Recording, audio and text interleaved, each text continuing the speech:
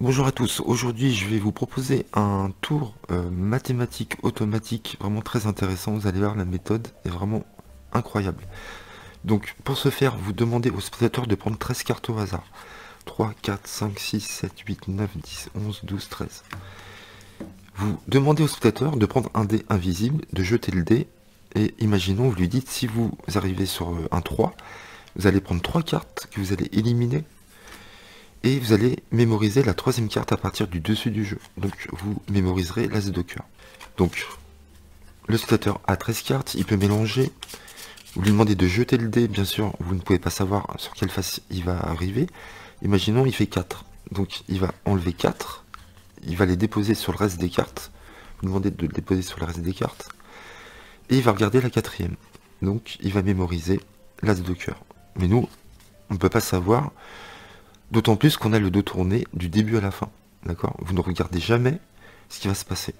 Vous allez essayer de ressentir, à chaque fois que le spectateur va prendre une carte, vous allez essayer de ressentir la valeur de la carte. Donc tout simplement, vous n'avez aucune indication. Et donc regardez ce qui se passe, vous allez demander au spectateur de prendre la première carte dans les mains, face cachée, et tout est une question de présentation dans ce tour. Il faut vraiment que vous mettiez l'accent sur la présentation, c'est très important. Vous avez le dos tourné, vous dites prenez la première carte et je vais essayer de ressentir la carte que vous avez dans les mains. Et je peux vous assurer que ce n'est pas votre carte, vous pouvez la mettre en dessous. Veuillez prendre la suivante.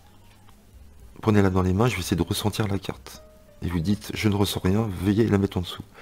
Et ça, vous allez le faire 13 fois. Je sais que c'est long, mais vous allez voir que ça passe très bien. Pourquoi? Parce qu'à chaque fois, vous allez mettre l'accent sur la carte que tient le spectateur.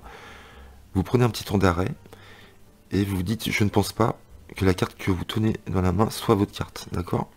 Et donc si vous faites ça à chaque fois, 13 fois, donc là on est à 3, 4, 5, 6, 7, 8, 9, 10, 11, 12, la 13e que le spectateur va prendre en main, ce sera automatiquement la carte qu'il aura choisie. Vous voyez, l'as de cœur. Donc c'est quand même assez fou, parce que 3, 4, 5, 6, 7, 8, 9, 10, 11, 12, 13. Ce qui est fou dans ce tour, c'est que peu importe le nombre de cartes que le spectateur va retirer, il peut en retirer 1, 2, 3, 4, 5, 6. À chaque fois, vous compterez 13, et automatiquement, la 13e carte que le spectateur va tenir en main, ça sera celle qu'il a choisie. Vous n'avez aucune indication, vous avez le dos tourné, vous ne savez pas du tout quel chiffre il choisit par rapport au dé. Vous n'avez pas d'infos du tout pendant tout le tour. Et malgré tout, vous allez pouvoir retrouver la carte. Vous allez voir que le tour n'est pas si long que ça. Ça paraît long de passer 13 cartes comme ça, mais comme je vous ai dit, si votre présentation est top, ça passera très bien. Donc voilà, c'est tout. 13 cartes. Il choisit par exemple 6 cartes, 3, 4, 5, 6. Il jette le dé, il tombe sur 6. Il élimine les 6 cartes. Donc il va mémoriser la 6e. 3, 4, 5, 6. Le 5 de carreau. Et vous allez voir ce qui se passe. Si on compte 13, 1, 2, 3, 4, 5, 6, 7, 8, 9, 10, 11, 12, 13. On sait que là, c'est la carte choisie du spectateur. Et c'est très fort parce que vous ne voyez rien. Vous n'avez aucun indice pendant tout le tour. Donc là, si vous voulez encore plus loin, ce que vous pouvez faire, c'est que vous pouvez faire un process d'élimination. C'est-à-dire qu'à la fin, il ne restera plus qu'une seule carte dans les mains. Donc le truc, c'est que vous ne savez pas combien il y a de cartes ici. Donc là, comme vous savez que c'est la 13e, c'est la carte du spectateur, vous lui dites je ne ressens rien, veuillez la mettre en dessous. Là vous savez qu'elle est en dessous. Donc là vous lui dites de prendre la prochaine, et vous dites non, je ne ressens rien. Et là vous savez que la carte du spectateur est en avant-dernière position. Imaginons il a choisi le 5 de carreau. Vous pouvez très bien dire à ce moment-là, veuillez éliminer la carte du dessus et la carte du dessous. Vous les mettez de côté. Alors le seul souci c'est que comme vous savez pas le nombre de cartes qu'il a dans les mains, vous lui direz juste à la fin, vous me direz quand il vous restera 2 cartes, ok? Parce que c'est important de savoir quand il aura 2 cartes dans les mains. Et là, vous savez que la carte est en dessous. Et pareil, vous lui dites prenez la première, je ne ressens rien, veuillez la mettre en dessous.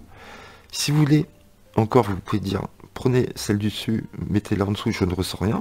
Là, vous savez que la carte est en 3e position. Donc vous pouvez très bien dire à ce moment-là, veuillez éliminer la carte du dessus et les 2 cartes du dessous, d'accord? Là, vous savez que la carte est en dessous.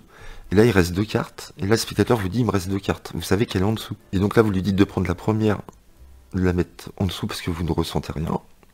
il prend celle-ci, là vous dites, là je ressens quelque chose, je pense que c'est votre carte, veuillez éliminer l'autre carte. Il reste plus qu'une carte dans votre main. Ce qui serait fou, c'est que ce soit votre carte et donc vous sortez la carte du spectateur. Je vous fais un exemple vite fait, vous allez voir. 1, 2, 3, 4, 5, 6, 7, 8, 9, 10, 11, 12, 13. Donc là, il élimine 4 cartes, par exemple, et il mémorise la quatrième. Et vous lui dites, voilà, on va faire un process d'élimination.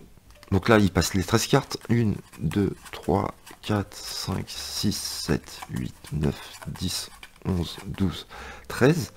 La 13e, vous savez que c'est sa carte, vous lui dites de la mettre en dessous, de mettre encore celle-ci en dessous, d'accord? Là, vous savez qu'elle est en avant-dernière position, et là, à chaque fois, vous allez dire, vous allez éliminer celle du dessus et celle du dessous.